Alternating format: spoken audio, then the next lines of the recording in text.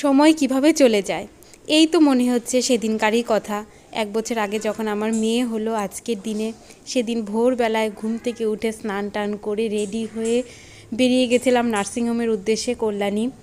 তো সেখানেই কিন্তু আমার মেয়ে হলো। আর এখন দেখতে দেখতে দেখো 1 বছরও হয়ে গেল আজকে ওর জন্মদিন।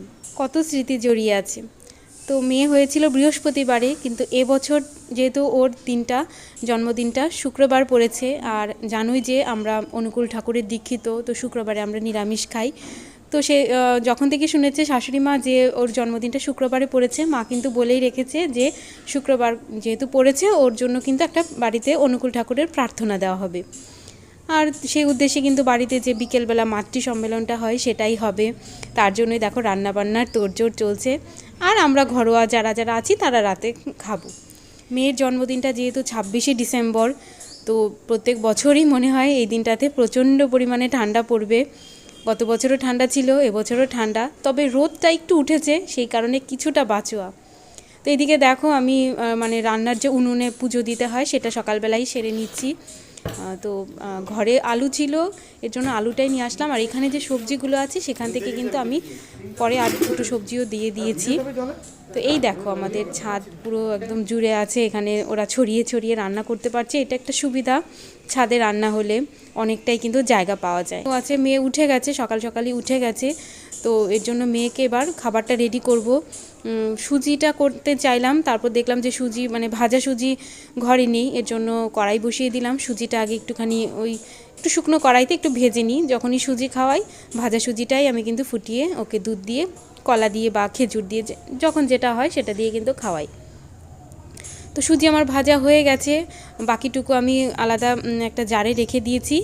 আর তারপর কিন্তু মেয়ের জন্য সুজিটাও বানিয়েছি। আর এটা দেখে ভেবো না এটা সুজি, এটা কিন্তু মেয়ের জন্মদিনের পায়েস। ওপর থেকেই করেছে, রান্নার ঠাকুর ওপর থেকে করে এখানে নিচে এনে রেখেছে। তো বললো যে একটু পরপর এটাকে নাড়া দিতে, তাহলে বসে যাবে। তো আমি সেটাই করছিলাম। আর এখানে সকালের টিফিনে দেখো লুচি ঘুগনি এগুলো কিন্তু হয়ে গেছে। এবার সবাইকে একটু বেড়ে বেড়ে দিচ্ছি, অনেকে আবার নিজেরাও মানে আরও আছে যেমন আমার যা, ওরাও বেড়ে দিচ্ছে।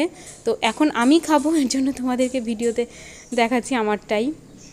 তো অনেকটাই কিন্তু ঘুগনি করা হয়েছে, আর এদিকে লুচিও আছে বেশি। তো আমি বেশি লুচি আর নিলাম না, কারণ বেশি খেয়ে কাজ করতে পারবো না, এর জন্য 2টো লুচিই নিলাম।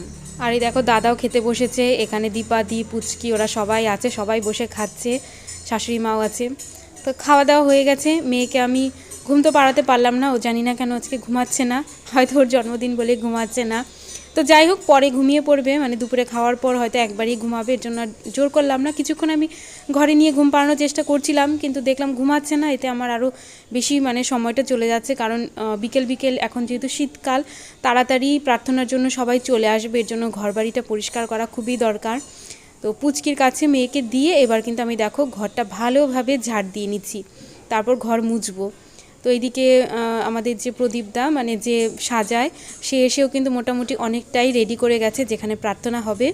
তো এটা রেডি করার জন্য না আরও বেশি ঘরে নোংরা হয়েছে, তো সেগুলোই সব একটুখানি পরিষ্কার করে নিচ্ছি। আর এবার আমি মেয়েকে স্নান করাবো। তা আমি কিন্তু ছেলের বেলায়ও আমি ছেলের যত মানে এখনও পর্যন্ত এটা আমি চালু রেখেছি, জানি না কতদিন পারবো। ছেলেকে কিন্তু জন্মদিনের দিন হলুদ দিয়ে স্নান করাই, তো মেয়েকেও কিন্তু সেভাবেই করাচ্ছি। দেখো হলুদ একটুখানি ঘষে নিয়েছি, হামল দিস্তাতে একটু মানে থেতো করে নিলে হয়তো ভালো হতো, কিন্তু খুঁজে পাচ্ছি না, আর এখন তাড়াহুড়োর মধ্যে আর টাইম নেই। তো ওই ঘষিয়ে নিয়ে তারপর ওর মধ্যে আমি সর্ষের তেল দিয়ে এবার মেয়েকে মাখাচ্ছি। মেয়ে তো এটাকে মানে নতুন দেখছে হলুদটাকে, তো কিন্তু হাতের মধ্যে যেটা লেগেছিল সেটা কিন্তু বারবার মুখে দিচ্ছে, মানে খেয়েই নিচ্ছে। আর আমার শাশুড়িমার ঘরটা দক্ষিণ দিকে হওয়ায় শাশুড়িমার ঘরে এত রোদ আসে এই দিনের বেলাটায়, তো মেয়েকে কিন্তু এখানেই আমি তেল মাখাই, খুব ভালো লাগে। মানে শীতকালটাতে মার ঘরটাতে খুবই ভালো লাগে, আর গরমকালে তো সেরকম গরম।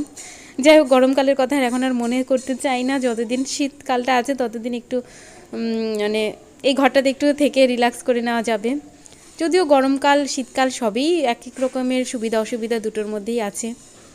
তো এবার দেখো মেয়েকে তেল মাখানো হয়ে গেলে একটু বাইরে নিয়ে যাব, ওখানে একটুখানি খেলে, ওই একটু হাঁটাহাঁটি করানোর চেষ্টা করি। এই দেখো মেয়েকে নিয়ে একটু বাইরে বেরোলাম। আর তোমরা হয়তো অনেকে ভাবছো যে ছেলে কোথায় গেল, সকাল থেকে ছেলেকে দেখছি না। তো বলে দিচ্ছি, ছেলে হলো ওর মাসির বাড়িতে, মানে আমার দিদির বাড়িতে।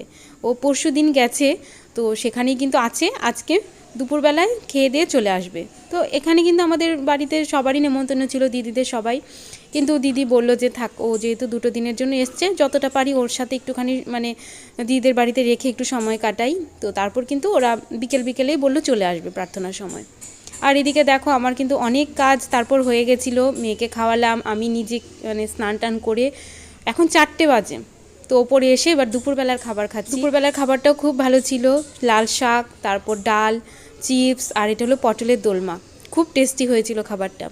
আর তারপর দেখো একে একে কিন্তু প্রার্থনার জন্য সবাই চলেও এসছে, নিচে কার্পেট পেতে দিয়েছি। আর এবার দেখো আস্তে আস্তে লোকজন আসা শুরু হয়েছে। ততক্ষণে কিন্তু আমি শাড়িটা পরছিলাম, তো এর জন্য কোনো ভিডিও করতে পারিনি। আর মেয়ে কিন্তু এখন দেখো মানে ঘুম থেকে উঠেছে, কিছুক্ষণ ঘুমিয়েছে, তো আজকে সেরকমভাবে ঘুমাচ্ছে না। যাই হোক, আর জোর করে ঘুম পাড়ানোরও চেষ্টা করছি না, ওর হয়তো মানে এটা দেখবে, যেহেতু বাড়িতে একটু লোকজন আছে, আওয়াজ হচ্ছে, তো এর জন্য সেরকম জোর করছি না। আর ওই দেখো দাদার ছেলে, দাদা, ওরাও বসেছে, সবাই কিন্তু প্রার্থনাটা খুব সুন্দরভাবে শুনছে। আর দেখো মেয়ে হলো আমার যে জায়ের বোনের কাছে, মানে ওর আরেকটা মাসির কাছে। আর এই প্রার্থনার কথাগুলো শুনতে এত ভালো লাগে, আমি ওখানে দাঁড়িয়ে দাঁড়িয়ে একটু শুনছিলাম। তারপর আবার ওদের জন্য চা বানাতে হবে, আর ওদেরকে যে প্রসাদটা দেওয়া হবে সেটা কিন্তু ওপরের রান্নার থেকে দেওয়া হবে, মানে ওখান থেকেই পার্সেল করে দেওয়া হবে। আর এরপর কিন্তু ওদের সবার জন্য চা বানানো হয়েছে, যেহেতু প্রার্থনা শেষে চা দিতে হয়, আর স্বাভাবিক বাড়িতে কেউ আসলে তো দিতে হবেই। তো দুধ চা করা হয়নি, কারণ দুধ চা সবাই খাবে কি খাবে না, এর জন্য কিন্তু জলজিরা দিয়ে খুব সুন্দর করে চাটা বানানো হয়েছে। আর চা খাওয়ার পর দেখো এখানে দাদা সবার জন্য পার্সেলগুলো ওপরের থেকে নিয়ে আসছে। তো যে কটা পার্সেল বানানো হচ্ছে সে কটাই কিন্তু মানে এক এক করে দিয়ে যাচ্ছে। আর পার্সেল বানানোর জন্য কিন্তু 2জন দাদাকে ডাকা হয়েছে, কারণ পার্সেলগুলো বানাতে অনেকটা সময় লেগে যায়।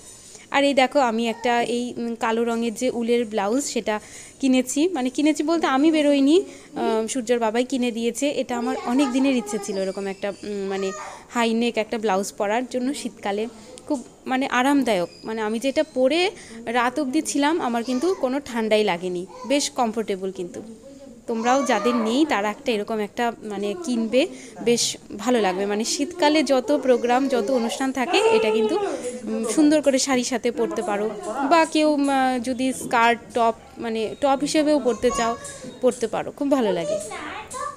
আর এই দেখো মেয়ে তো রেডি হয়ে এখানে খেলছে, আর বারবার যে মানে টেবিলটা আছে আমাদের বেড সাইড টেবিল, সেটার ওপর উঠে যাচ্ছে। তো পুচকি এসে ওকে একটুখানি সরালো, আর পুচকি কিন্তু আমার খোপাটা করে দিয়েছে, খোপাটা খুব সুন্দর করে করেছে। আর আমার কাছে যা যা ফুল ছিল সেগুলো দিয়ে কিন্তু খোপাটা আবার সাজিয়েও দিয়েছে। আর এখানে আমি তো ড্রয়ারে কিছু খুঁজেই পাচ্ছি না, মানে কোন কানেরটা পরবো। দেখো একটা কানের মানে কিনেছিলাম একজোড়া দুর্গাপুজোর সময়, কিন্তু সেটা পরা হয়নি, কিন্তু এত জিনিসের মধ্যে না কানের দুলটা দেখি মানে হয়তো হাতাহাতি করতে গিয়ে ভেঙে গেছে, তো ওটা কি আমি খুঁজছিলাম, পাচ্ছিলাম না। তারপর যাই হোক, আর এটাকে খুঁজে আর টাইম নষ্ট করিনি, তারপর হাতের সামনে আরেকটা যেটা ছিল সেটাই কিন্তু পরে নিয়েছি। এরকমই হয়, বাচ্চা ছোট থাকলে মানে এগুলো তো করে ওঠা হয় না যে একটু নিজের জিনিসগুলো একটু গুছিয়ে রাখবো, সেটা তো পেরেই উঠি না। একদিকে ছেলের পড়াশুনো, একদিকে মেয়েকে দেখা, তো সব মিলিয়ে হয়ে ওঠে না। আর এদিকে দেখো রান্না কিন্তু অনেকটাই হয়ে গেছে। এবার আমি মেয়েকে যে থালাটা সাজিয়ে দেব, ওকে দুপুরবেলায় দেওয়া হয়নি, কারণ দুপুরবেলায় ওর মানে এতটা ঘুম পেয়ে গেছিলো, বললাম যে আগে ঘুমাইনি, তো ওর জন্য কিন্তু খাওয়ার সময় আর মানে ওকে সাজিয়ে খাওয়াতে পারিনি। ওকে নর্মাল যে আমি খিচুড়ি খাওয়াই সেটাই খাইয়ে দিয়েছি। তো তখনই ভেবে রেখেছি যে একবারে প্রার্থনা হয়ে যাওয়ার পর ওকে থালায় সাজিয়ে দেবো, সবাই আশীর্বাদ করবে। তো আমি চাটনি আনতে ওপরে গেছিলাম, তো এই দেখো সবাই মিলে বসে কিন্তু ওকে আশীর্বাদ করছে। প্রথমে আমার শাশুড়ি মা করলো, এবার আমার মা করছে, আরও কিন্তু দাদার কোলে চুপ করে বসে আছে। আর ওইদিকে পাশে আছে 2 ভাই, মানে তরির 2 দাদা। যদিও আমার দিদিরা মানে আসতে একটু লেট করেছে, কারণ ওই যে বললাম যে ছেলেকে রাখার জন্যই দিদি একটুখানি দেরি করেই এসছে, যেন সূর্য একটু বেশি সময় মানে মিমির বাড়িতে থাকতে পারে। তারপর কিন্তু সবাই একে একে আশীর্বাদ করলো, কেক কাটা হলো, সেগুলো আর সেরকমভাবে ভিডিও করতে পারিনি, কারণ জানোই মেয়ে ছোট, মেয়েকে নিয়ে এত কিছু পেরে উঠিনি। আর এদিকে দেখো রান্নাগুলো আমাদের সব সাজানো আছে, ওইদিকে কচুরিও আছে, সেটাও তোমাদের দেখাচ্ছি। তো এই ছিল আমার আজকের ভিডিও, মেয়ের জন্মদিন। সবাই তোমরা ওকে আশীর্বাদ করো, সবাই খুব সুস্থ থাকবে, সাবধানে থাকবে, আর হাসি মুখে থাকবে। টাটা বন্ধুরা।